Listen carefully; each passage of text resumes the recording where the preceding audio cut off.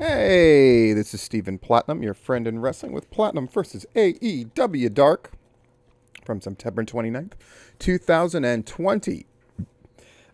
Dark is nothing if not a consistent show.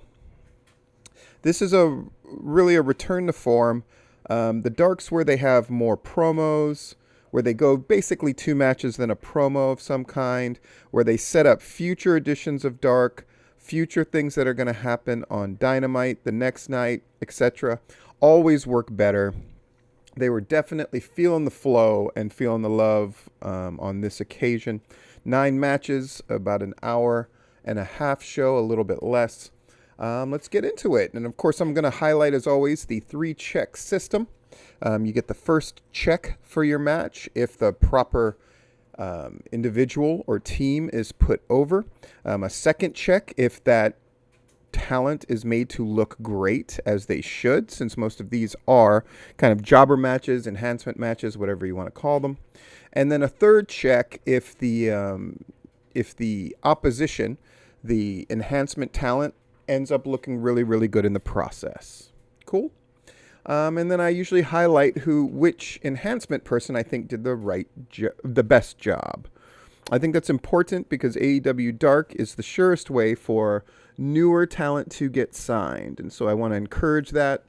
And I know a lot of them listen to this, so I want to encourage them as well. But I am brutally honest, and let's jump into it. So we open with Excalibur and Taz on commentary, so no more Lita Scott, which is too bad. But we got Sean Spears joining them on commentary to sort of put over his thing against SCU. We got Ray Rosa, who's making his debut. Not a great look about him, but he does fairly well in the ring. And Ryzen, who I'm a big fan of from the Colorado area, against Frankie Kazarian and Scorpio Sky. I will say this. I usually don't go into depth about the matches unless something really catches my eye. And Scorpio Sky, his hot tag really caught my eye. I think he and Luchasaurus are the two best hot tags in AEW right now. And that's saying quite a bit. So eventually Frankie Kazarian and Scorpio Sky go over with that like kind of gory special into the knee thing. They win. They look good. Look smooth. I like it. I like that SCU, there's 3 of them, but any 2 of them can work together in a tag team with damn near equal proficiency. I'm not sure if I've ever seen Scorpio Sky and Chris Daniels team up, but certainly I've seen Frankie Kazarian with both, and he looks great either way. Ray Rosa looked pretty good in his debut. Not the best of the night, but certainly held his own. Look forward to seeing him again, and Ryzen always does good work. We have a little promo here with John Silver, and Evil Uno about how he doesn't necessarily want to team with Colt Cabana, but Evil Uno is making that call for them. Colt Cabana shows up, and they go like, oh, hey, it's great. So the weird relationship between Colt Cabana and the Dark Order continues. So we got Alex Gracia, the Pink Dream, against Penelope Ford. Penelope Ford looks really good here. Not what you would call an outstanding match, but a match that shows that Penelope Ford can get her way around a match, and that our Alex Garcia looks pretty good in defeat. By the way, the first match, 3 checks. This one, 3 checks as well. Penelope Ford goes over with the Fisherman Suplex. They are joined, by the way, by Ricky Starks on commentary, one of Taz's guys, and he's there throughout the rest of the night. I gotta say something. Ricky Starks is really good on the mic, but did it wear thin having him out there for 8 matches, kind of doing his thing again and again? Yes, it wore thin, no doubt about it. Sorry, I had a show paused that I was watching. I highly recommend, by the way, I'm Dying Up Here. It was a series that Showtime had about stand-up comedy in the 70s. It's brilliant. And I had it paused, and it unpaused. That's why you heard that weird little blurb of noise. So match number 3, best friends, Chuck Taylor and Trent against Bishop King and Mbadu. Mbadu is impressed as of late. Bishop King always solid as well. Very good match. Very solid match. Best friends look good. Not a flub in the bunch. Chuck Taylor definitely holding up his end, which is something I've complained about in the past, but now the far past. Honestly, they look more like a team than ever. Trent is exceptional, but Chuck Taylor is holding up his end, and they get the win with the strong zero, which is that weird sort of inverted sit-down pile driver thing that Trent does with Chuck Taylor hitting them from above. We got a promo. So now we have our second promo. Brandon Cutler with a decent promo. I'm basically calling out Peter Avalon. The once partner is now split. He wants a rematch. He doesn't want it to end in a tie, as it has. Great. Match 4, and again, that match doesn't happen on this Dark, which means it's going to happen on a future one. So they're setting up stuff for future Darks. They're setting up stuff for Dynamite because, for instance, Ricky Starks is going to wrestle Darby Allin and continually brings that up on Dynamite.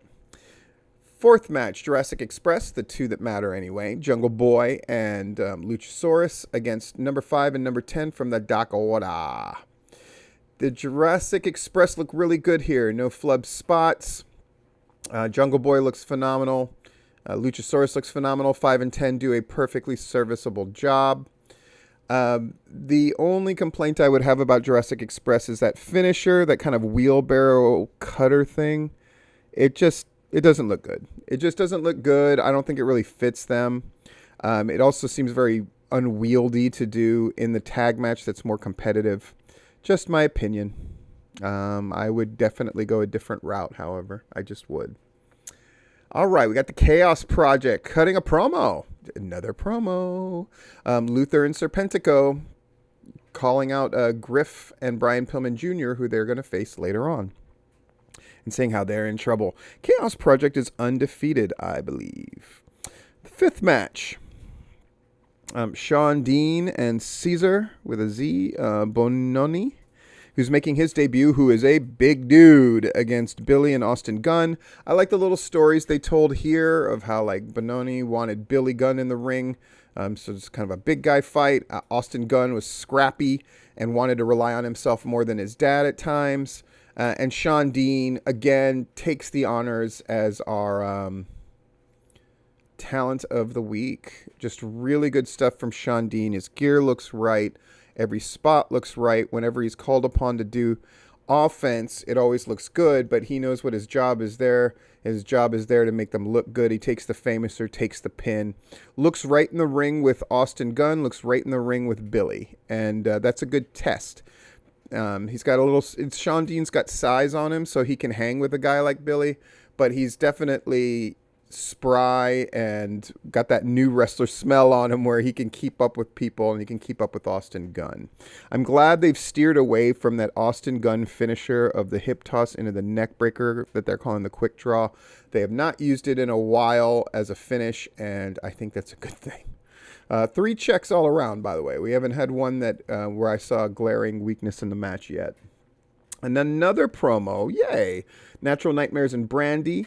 Most of this promo is cut by QT, talking about how basically the Dark Order, they're still mad at them. Brandy kind of bringing up the fact that she felt like she was cheated on that Anna Jay cheated to beat her by using help, but that Anna Jay wasn't there tonight. They established that, which I liked. Otherwise, why wouldn't Brandy attack her and brawl her? It looks weird because during the Tay Conti match, Anna Jay is there, and I understand that they tape things at different times, but it is kind of awkward that, Anna Jay's there for that match, but not for the Dark Order match. But she was there for the earlier Dark Order match.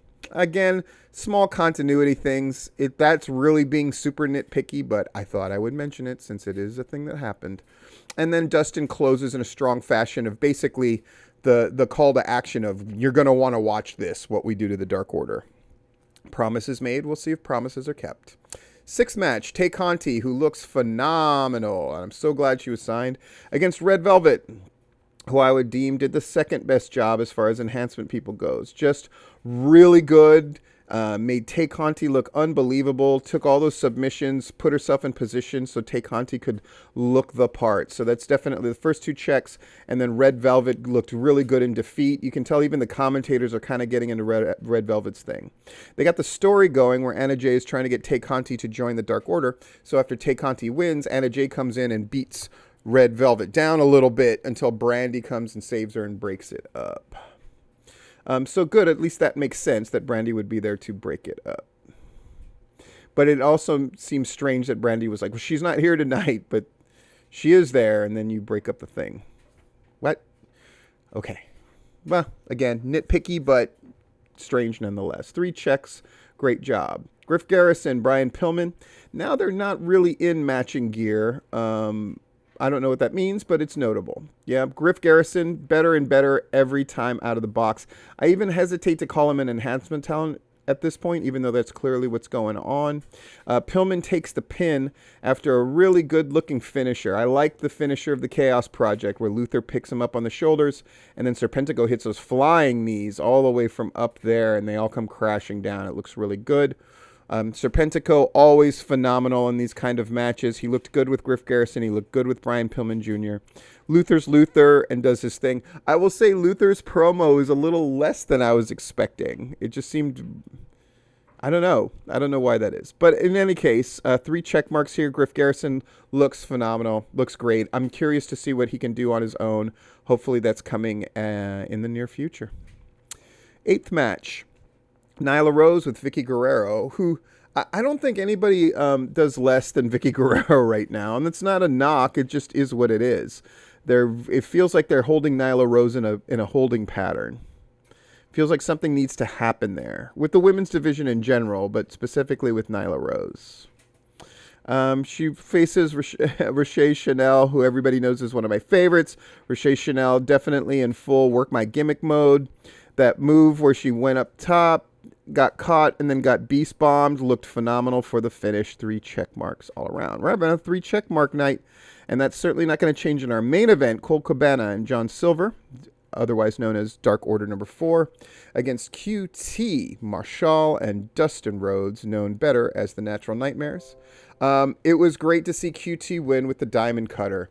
Dustin, also a phenomenal hot tag, looks really, really good, but, sets up QT to look great in victory.